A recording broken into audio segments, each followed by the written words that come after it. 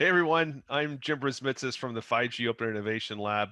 You didn't have a chance to listen to our webcast earlier today on the future of ports with Jack Hedge from the Utah Inland Port Authority. Take a listen because we covered a lot of great ground today talking about the importance of connectivity and technology and computing on the edge as important to the health of ports and port operations in the future. So this is a great session for understanding how big customers like port and port operators look to technology and connectivity as important for their business, and how startups that we get to work with and startups generally are looking to actually fill that gap. And so with that, enjoy the web conference. We appreciate you listening. Well, welcome everyone to our call today. We are honored to have Jack Hedge, who is the executive director of the Utah Inland Port Authority. The port part always makes me want to say Portland, so I apologize, Jack. And then Andrew Scott from QuayChain, one of our startups in batch 2. So why don't you go ahead and introduce yourself, and then we'll have Jack introduce himself as well. So I'm Andrew Scott, founder of QuayChain, QuayChain with a Q.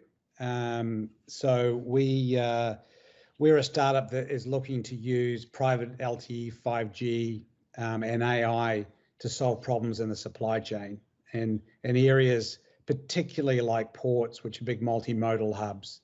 So you'll start to hear some references to that when Jack and I start to talk, and probably as some background is that Jack and I were former colleagues at the Port of Los Angeles, which is the nation's largest port. But I think, Jack, I'd first like to introduce you, but I think the question that everyone always asks me is, why has Utah got a port? And could you explain some of the background of how that came into existence? Thanks for the introduction. Sure. Thanks for having me today. I really appreciate it. Yeah, why does Utah have a port? Well, inland ports are not a new concept, not a new thing. They basically are support, relief, forward station, forward deployment in support of seaports. What's unique about Utah is we have direct connections to sort of the 3 major West Coast gateways, road and rail connections to LA Long Beach, to Oakland, and to Seattle Tacoma. And uniquely among sort of inland port areas, we have that kind of connectivity to the West Coast gateway.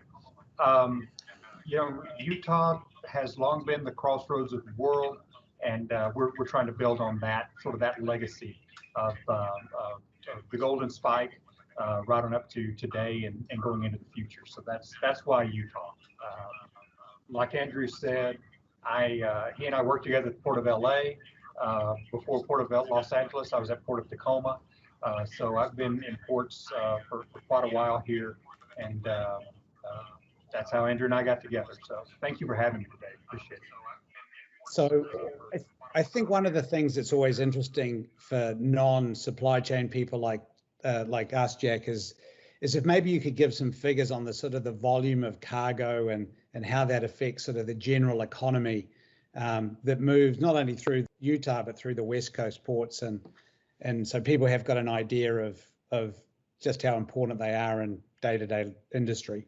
Yeah, that's a good question, Andrew, because logistics really is the lifeblood of our economy. In fact, of the global economy.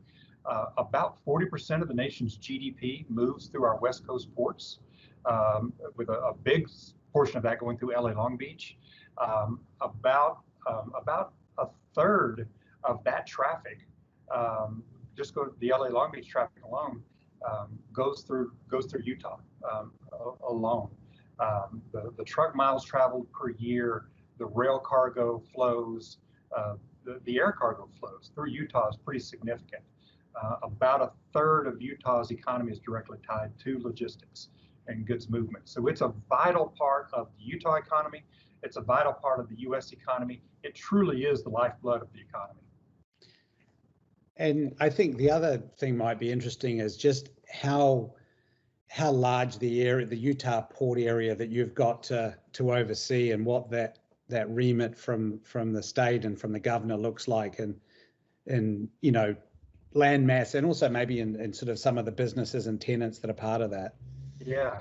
So we are a state agency, so we actually have a statewide mandate, and we're working through our different planning regions around the state to look at really what are the facilities and the assets all over Utah, and how do those interconnect with our West Coast ports, and also how do they interconnect with the major distribution centers of Chicago and the Upper Midwest. And we really are that vital link in the chain along those things.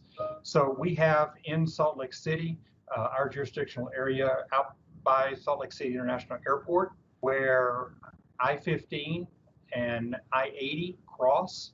I-84 comes into the area just a bit north of us, and I-70 just a bit south of us.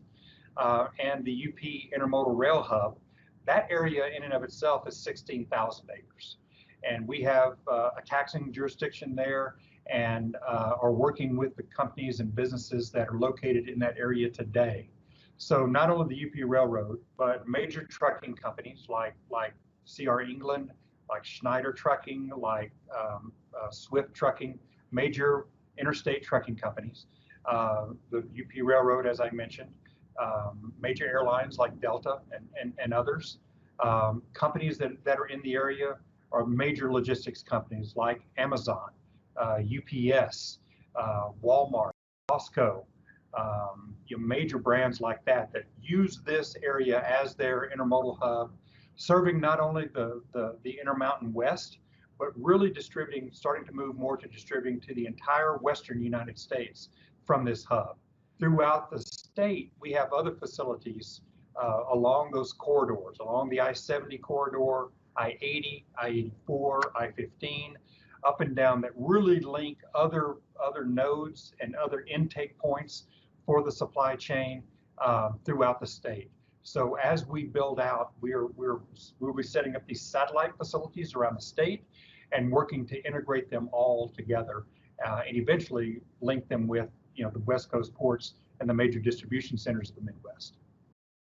So it sounds for the technology people online that the supply chain starts to look like a network design where you've got central hubs and you've got scopes, and it's important to connect all those pieces, right? Yeah, it is. It's very much a network design, and ports and inland ports are nodes on the network. They're input points on the network, and it's really important that we be at the forefront of technological advancement as it gets deployed in the logistics world. Like I said, logistics is vital to a strong, growing economy. It again, to use that phrase, it is the lifeblood of our economy. So, we're living in interesting times. But the challenges that have been facing the supply chain sort of predate COVID and the challenges for ports. So, given the importance and the sort of the scope you've just laid out, can you sort of walk through some of the challenges that ports in general in the United States, maybe globally, are facing, and how COVID has affected those? Yeah, it's really had an impact. I mean, again, to kind of your point, Andrew, there's a lot of these things we were facing beforehand, and at our seaports in particular. Our seaports tend to be in large urban areas, so they tend to be hemmed in, and quite frankly, they ain't making any more land. So these as cargo volumes have grown, it's more than doubled at the Port of LA and Long Beach, for example, in the last 10 years, the amount of cargo flowing through those ports. So as cargo volume has grown, those ports are land constrained. And as with the rise of everything from shipping alliances to bigger vessels and just more and more people, it's gotten more and more congested. It's gotten more and more crowded and convoluted, and just the internal movement of cargo inside those ports has gotten really, really, it's almost grinding down to a halt. So what inland ports do is sort of provide that safety valve, that relief valve that I talked about earlier.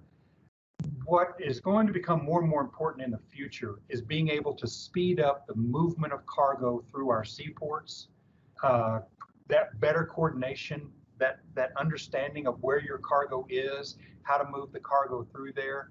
It's really about building fluidity and velocity at the seaport so that that cargo moves more freely, but also faster. It's also, though, for a supply chain, for a company that owns that cargo, it really is about building redundancy and resiliency in your supply chain and flexibility. If anything, what COVID has pointed out is how fragile these really long supply chains have become. And so having multiple ways to get your goods to market, multiple way to get your products into your manufacturing center so you can do that finished product, whatever your needs are from the supply chain, from the logistics network, having flexibility and redundancy builds that resiliency. And that is becoming a paramount factor for a lot of companies. So there's a term that you and I have used for a while, which is around digital infrastructure. So yeah. One of the things that I think that people find interesting is that as important as the ports and the supply chain is to the economy, that the digital infrastructure, which we're primarily talking fiber and wireless, hasn't kept pace with the growth. You talked about the volumes in LA, Long Beach doubling, and I was wondering maybe you could give some context, in your former home in LA, but just give some context about how much wireless coverage exists across the nation's largest port. Yeah. Well, none. I think the answer is none, and quite frankly, that's not a rare occurrence. A lot of our ports, a lot of our industrial hubs, but in particular ports, seaports and inland ports and rail hubs and things like that, don't have good wireless coverage. Quite frankly, because there's not a big subscription base in those areas, right? So I think as the networks have been built out over time, it's been about providing good good cell phone coverage for folks, not necessarily about the Internet of Things and being able to manage those things. And so they've become sort of these black holes. And I think the Port of LA is those examples. As it built out, as it built further out into the water, nobody built more towers further out into the out as they went. So literally, you're halfway out to some of these incredibly valuable assets, and your cell phone coverage drops off. And that kind of frustration that we are striving to fix. The role of a port authority like the Utah Inland Port Authority is to provide that infrastructure, not to pick winners and losers, not to pick a technology or a use case over another, but to provide the infrastructure that allows these things to happen. And the exponentially growing need for wireless coverage inside our port complexes is part of the infrastructure that we think, as the Port Authority, it's appropriate for us to participate in. Hey, Andrew, do you mind if I interject for a second? Sure. With a question?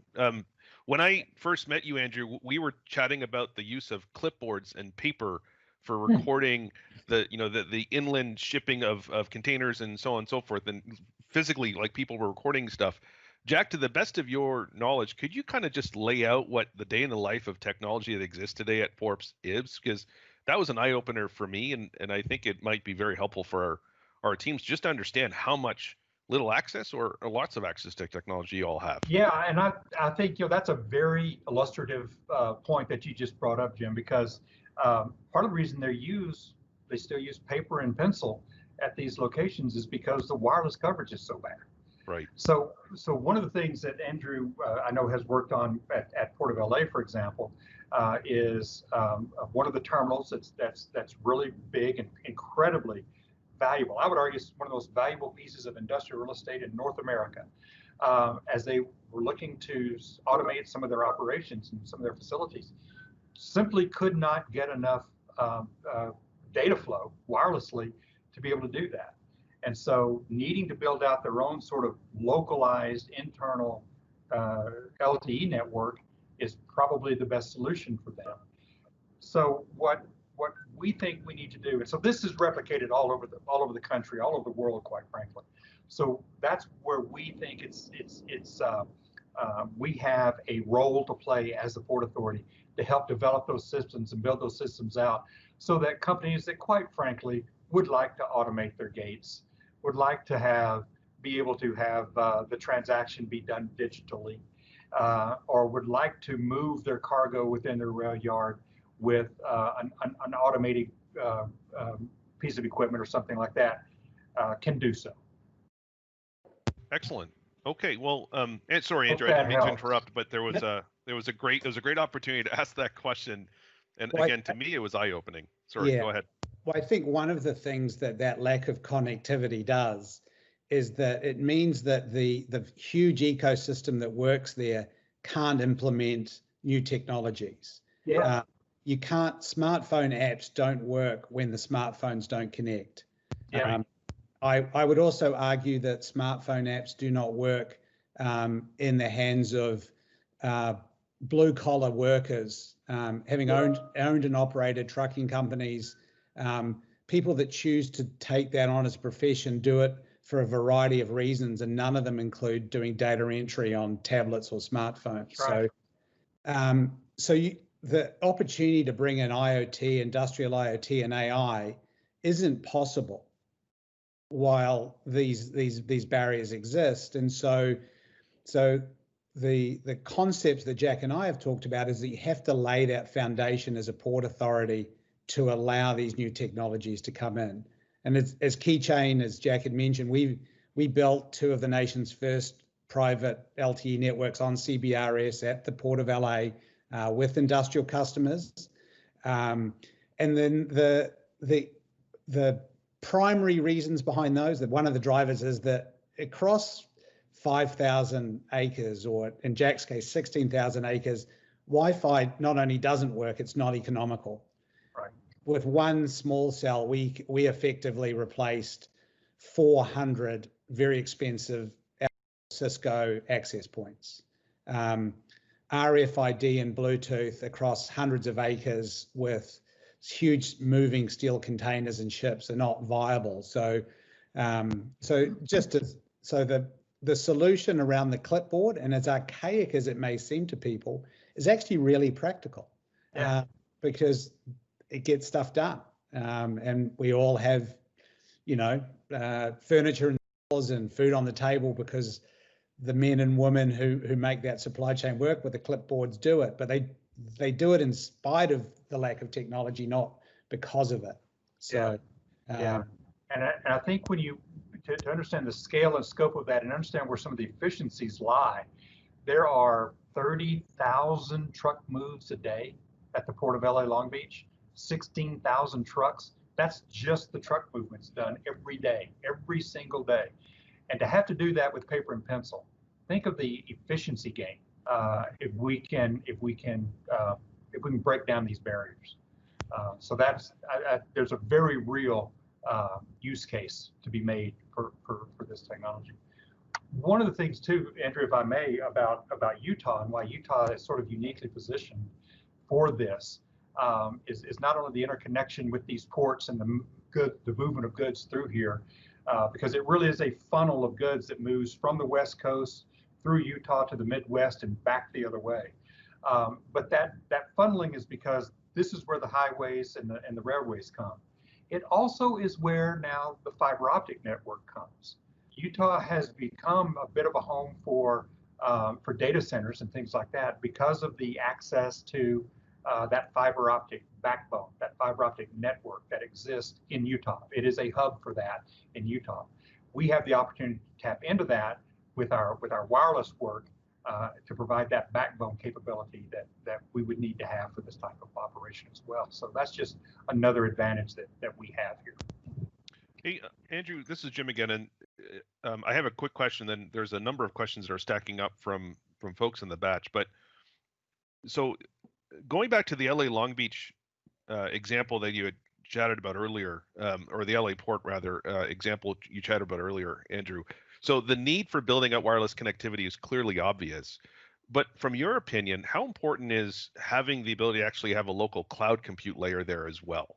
Because I would imagine a lot of the data that's crisscrossing over these networks is highly secure data, as is most every data out there. But Yeah. do you see an immediate need for providing cloud computing capabilities in these 16,000 acre parcels of land for which there's a lot of activity happening and a lot of sensitive data being exchanged? Do you see a need? I'm curious to get your collective thoughts on that. Yeah, I mean, so one of the things that we found in the sort of the 2 years that we've been doing that is that the network is really just the first step.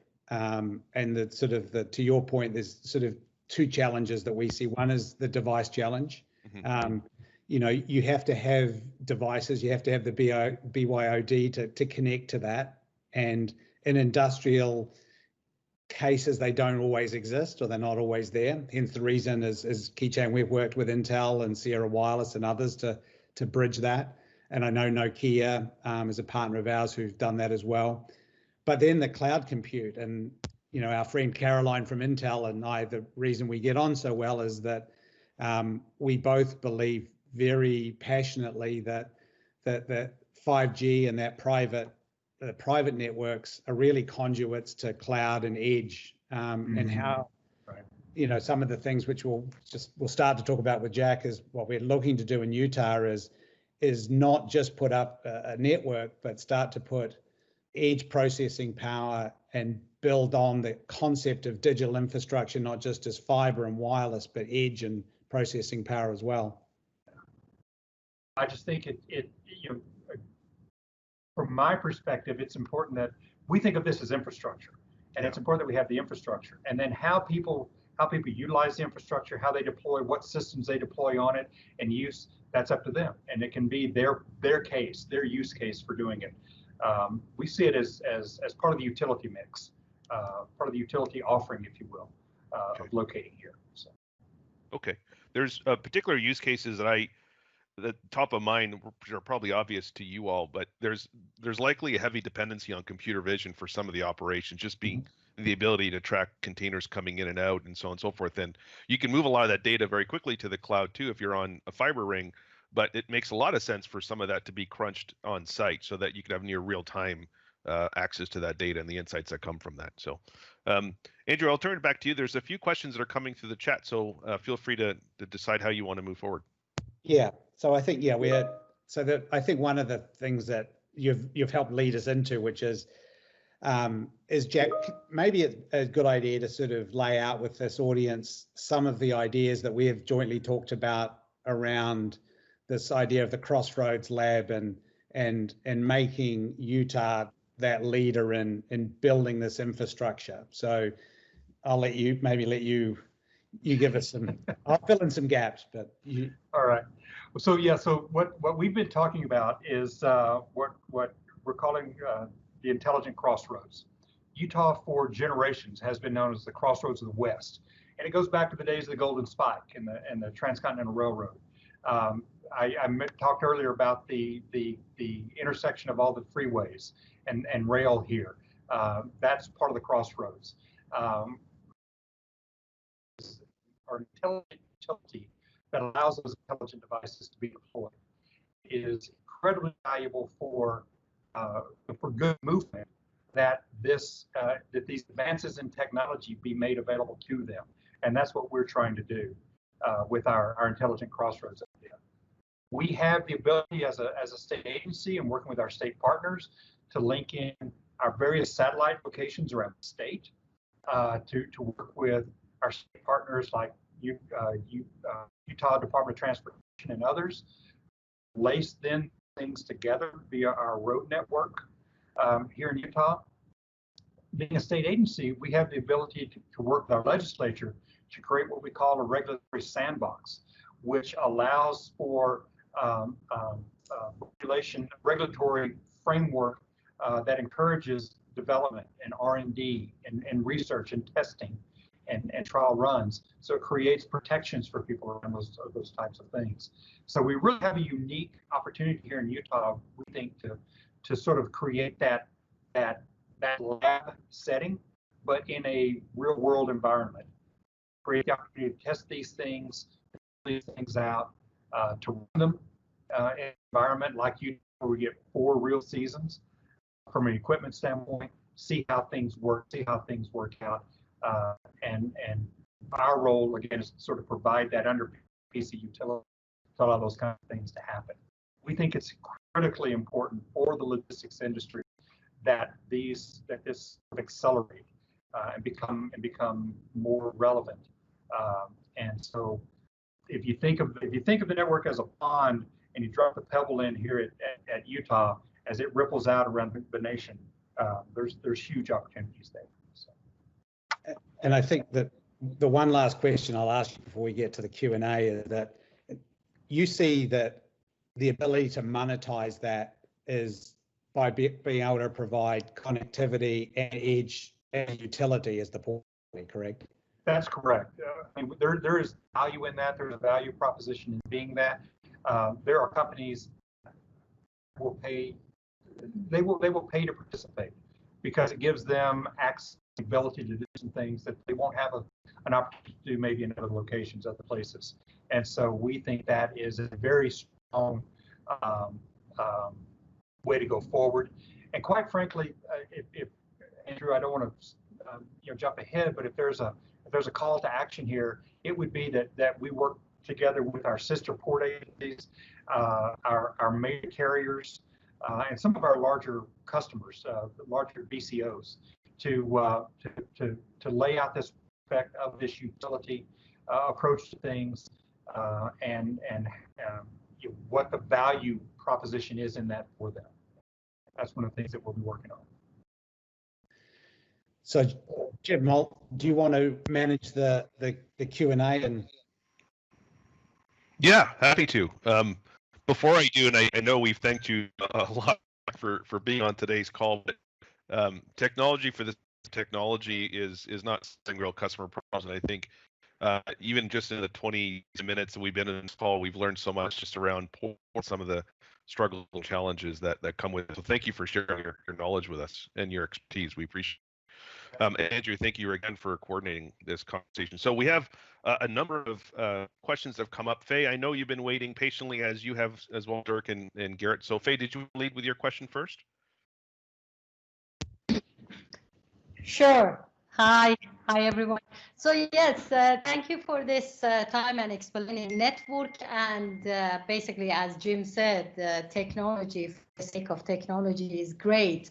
I'm coming from telco background. I used to work for the phones, very familiar with networks and deployments and all that.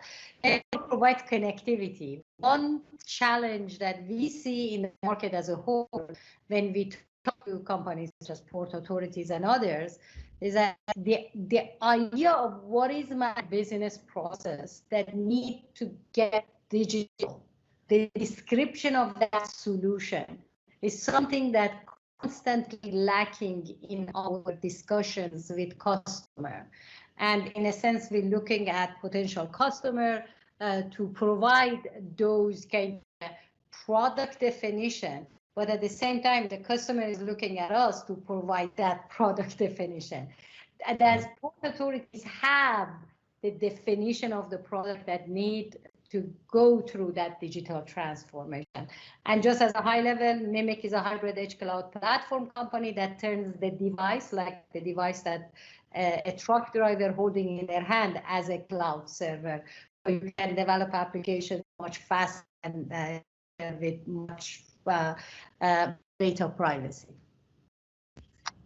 Well, I think Port Authority standpoint is, especially West Coast ports that tend to be landlord ports. We're not really the operator. We're providing the platform. We're providing the infrastructure and the basis for those operators to function on.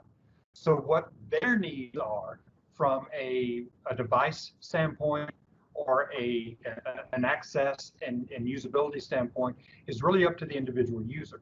And it may be different from one terminal operator to another terminal operator, from one trucking company to another trucking company, from one railroad to another railroad. So I think the appropriate role for the Port Authority is to provide this network as part of the infrastructure, the way we do roads, the way we do bridges, the way we do lighting and water and sewer and power, that we this as an infrastructure piece and let them deploy their. Hey, Andrew, you had mentioned earlier on the call about setting up private networks, private LTE networks. There was a question that came in from Boris before the hiccup on Teams about who were the folks that provided the parts for the radio stack. Can you shed some light into how that whole network came about? Sure. So, we have, as QuayChain, we're fairly close to Federated Wireless, who's one of the major SaaS providers and sort of innovators. And so we, in fact, the current CEO was on our board when we founded the company. So we work closely with Federated and sort of through them, the FCC, in terms of spectrum. We looked at hardware, and we really came to that there was only two radio options that were from a hardware and a political standpoint, and that was Nokia and Ericsson. So we have really good relationships with both. We chose to go with Nokia. We looked at, and we know Ruckus and a bunch of other radio makers, but we were looking to cover these really large areas in really harsh conditions. So these are, 75 feet in the air, open to the open ocean, taking a beating. And so the coverage we were able to get from these small cells on CBRS was somewhere around 1.5 miles. We know we've seen better in other sort of non-congested locations. And so we also work from a core standpoint with a localized core that came from Nokia. We're now working with a partner called Externet, who's a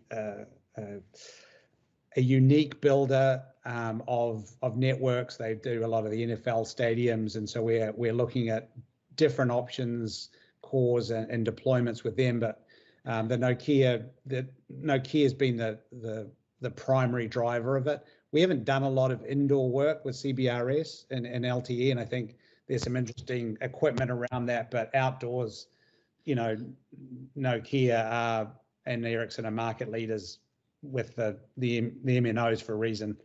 So. Okay. Sammy from Austin? No, sorry, Dallas, Texas. Do you had a question from Talbite? Yes, correct. Yeah. So, Andrew, you talk about those devices that has the cameras and air quality sensors and whatnot. I mean, we with Intel, I mean, we have a use case that kind of similar, where they put thermal cameras on trailers, and they're thinking about putting other sensors. And then you referenced like neural network, which is kind of cool. I think of all those devices being connected like that. Actually, I like more like referring to them like a digital AWA. Yep. Like on a global point of view, AWA from the Avatar movie. Yep. So source biological, we're kind of building a digital one. So how you guys, and I'm asking this question, and that's kind of the problem we handle at Taobao. How you guys are handling like orchestrating like software, building that distributed software, making different pieces communicate within each other and whatnot?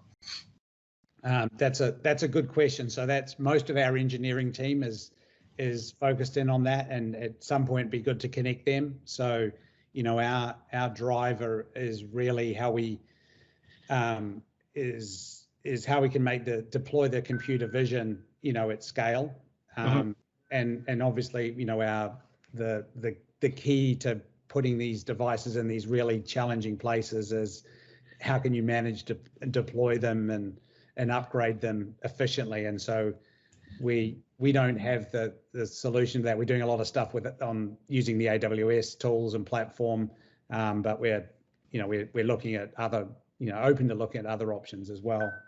Hey, Andrew and Jack, I had a question for you. I'm going to draw a parallel and wondering to get your how much this applies to the logistics and in your case, Jack, on the port side as well. So when you're taking a flight somewhere, even before you get to the airport to board your flight, the TSA kind of knows you're on a flight. They know where you're going. They have all the sort of the details about who you are for security reasons, right? And they can kind of track your path right through to the completion of your flight. I guess my question is, pardon me, I guess my question is, how connected are the various systems where, manufacturers or logistics companies or shippers, receivers, they kind of know, hey, there's a bunch of widgets coming on a pallet, and we know when the demand, we know when they're going to arrive. We kind of can track their history. Are they? Is it a connected system today, or is it a fragmented, disconnected system today? Andrew, you go first. It's so there's some companies, IBM, SAP, and others that have tried to solve some of those problems, but it is so disconnected that there's the handoff between so many different parties. One of the things I think people lose sight of is that 80% of all truck moves in the US, maybe slightly more, are done by owner drivers. So even people like FedEx and UPS outsource to third parties who are owner drivers. So they're not fleet vehicles like we're used to for home delivery that Amazon use. So it's completely fragmented, and there's no simple way today of connecting all of those pieces and providing that. And one of the things that sort of our focus of QuayChain is not trying to solve all those problems, but really just trying to provide insights into the places that are the most challenging for those information gaps. And they tend to be when cargo is handed from one party to another. Mm-hmm. So at a port, when it leaves a ship, goes onto a terminal, then leaves on rail or on road. A lot of different people are involved, and they work. The predominant data sharing technology is still EDI in those transactions, mm-hmm. and so which is one-to-one. So there's a lot of data siloing in the supply chain, and it's really challenging for even people like Walmart to efficiently share and get access to the data that they want. Right, but is it safe to assume that should that capability actually exist, there's a need in the industry to have that level of insight into the tracking of shipments and such, or is it just sort of a nice to have? So the real change in the supply chain in the last 10 years has been driven by Amazon. And so the consumer expectation of being able to have things same day, next day, 2-day has driven the whole supply chain, regardless if it's B2C or B2B. So fluidity and information and planning is put pressure on all of those transport operators. It's put pressure on the port authorities to provide this sort of digital infrastructure Jack's talking about. It's put pressure on the trucking companies and the warehousing companies to live up to the expectations that Amazon puts on them, and Walmart and Target and Home Depot. So that's why the digital infrastructure Jack and I are talking about is sort of long overdue, because they're unable to achieve that when you've got the guy with the clipboard still, fulfilling a vital role. Right. Yeah. And Jack, I imagine sorry, go ahead. I don't want to interrupt. I was just going to say, to just kind of build on what Andrew was saying there. I mean, these companies, Amazon, Walmart, Target, Home Depot, they are, for lack of a better term, they are weaponizing their supply chains. It's their competitive advantage. And so the information is the key weapon in that battle. And these handoffs that Andrew's talking about, you're going not only from one mode of transportation to another, one mode of data recording to another, things like that. There's no consistency. There's transposition errors. When you add in the complexity of all the different handoffs between the different trucking entities and those types of things, it really becomes a nightmare to try to know where the heck is my box of tennis shoes. And when is it going to be released, and when's it going to get to me, and all that kind of thing. And it's a huge market that really does need some new thinking. It's also, I think, as a port, and keep me honest on this, Jack, if I'm thinking about this in the right way, but it hinders, that lack of data insight hinders your ability to appropriately do capacity planning. So you wouldn't know from week to week, month to month, quarter to quarter, maybe even year to year, how much expansion would be required, or maybe contraction or whatever, based on the load in the system itself, right? You're sort of reacting as opposed to being ahead of the game and being a little bit more proactive. Is that a fair statement? Yeah, it probably goes more to the argument around equipment and how much equipment is necessary and needed. How many yard hostlers are needed in the terminals? How many chassis are needed to move boxes from the terminal to the rail yard? How many how many trucks are needed to move cargo in and out around the port and in and out of the port, and those kinds of things. So it goes to all of those things, and it ripples throughout the supply chain.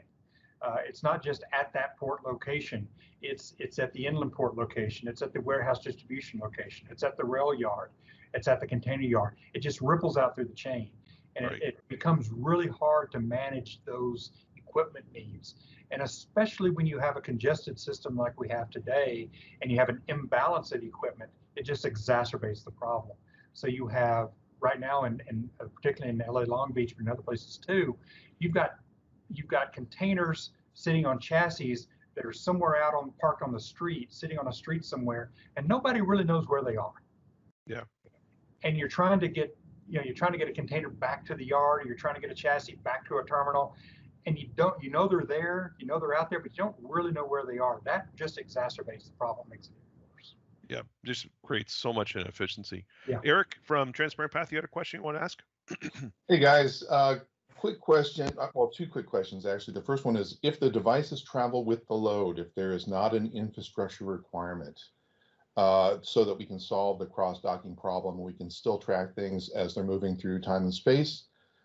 Does that solve any part of this issue? I know we can't solve the problem that there's not connectivity in many ports, or there's too much metal in the way that's keeping signals from getting through. But if the devices travel with the load, if they connect when they can to the rest of the world, does that solve part of this issue? And then I'll wait for my second question. Yeah, a little bit, but I've talked with you guys before, and I think the solution is that there has to be connectivity. Is that your devices for food and the cold chain is vital to Utah, and Jack can speak about that. And this concept now with COVID of vaccinating the supply chain, so that becomes even more important for pharma and for food. So that connectivity, that data about the sensitivity of what's going on to those type of goods, that's the digital infrastructure that Jack's pioneering and talking about, is that you can't deliver your solution to customers that are trying to protect that cold chain without that feeling. There's ways to work around it by using sort of hub type data, waiting till they get to a docking station. But having had 25 years in moving freight, things never happen when they get to destination. They always happen in transit. So right. Where do you want the information is in movements, and I'm sure that's what you hear from your customers. So the building of this infrastructure allows those solutions to become so much more important and valuable. Mm-hmm. Yeah, and it's incredibly important in the cold chain, Eric, that those and that's where there's enough value in that cargo that deploying devices in that equipment it can make sense in the short term, but to his point, being able to know somewhere in transit that you're running dangerously close to having spoilage, or there's been too much vibration and shaking for what cargo is in the thing. That's incredibly important to have. So what we're saying is, we think it's important to we build out the network and so that there's that connectivity, so that company knows that refrigerated cargo moving across I-80 from Wyoming into Utah maybe has an issue, and maybe ought to get off and get to a depot sooner rather than later. That kind of thing. Yeah. Exactly. Yeah. And there's no question that the connectivity is a requirement, right? Like without that, then there are enough gaps that we can introduce distrust in the data, which is central to Transparent Path. The whole idea behind it is that we're completely transparent. So assuming that problem gets fixed within the next 2 years, and maybe it's longer, maybe it's shorter, There's all sorts of arguments around that, I'm sure. Is there a sales argument in suggesting that small to mid-sized companies, back to your point about Amazon, if they had real-time visibility into logistics, could compete better with Amazon? So let's say the connectivity is up and running, that we can provide this kind of Amazonian level of tracking to the mid-sized players. Is there a sales argument there to compete with Amazon, or is that just pie in the sky wishful thinking for the future? Either of you. So I think you would get a lot of hearing from some people at Walmart and Target, and not even just small guys, but yeah, Amazon's been great at as Jack said, they've weaponized the supply chain. They've realized how good they are. Obviously part of our world, the AWS world, they're pretty good at cloud, but they're also really pretty good at logistics. And so they've dragged UPS, they've dragged FedEx, but they've also made, the other retailers. And so to be on an even playing field with them, yeah, those solutions have to be there, and they have to be affordable. They can't just be there at scale. Right. And I think part of what this does is sort of democratizes data, which makes it more available and more useful to small and medium-sized businesses. And I think that's critically important to our economy. I mean, face it, 90-something% of employees in this country are employed by small and medium-sized businesses. They need to be able to stay competitive and continue to compete. 100% agree. Appreciate it, guys. Yeah. Well, hey, thank you so much, Jack and Andrew. Jack for joining us today as our special guest, Andrew for facilitating the discussion. I learned quite a bit about just the state of the port infrastructure today and the demands for connectivity and technology. So thank you for sharing your wisdom, guys, and your insights with us. We appreciate it. And then thanks for everyone for joining in today. Sorry about the hiccup during the call, but I think we recovered well and got back on track. So with that, have yourself a great rest of your day, guys. And Jack, again, thank you for being our special guest. We appreciate it. Glad to do it. Thank you for having me, and look forward to continuing these conversations. You bet. Take care. Cheers, my friends. Take care, everyone. See you guys. Bye-bye. See ya. Bye.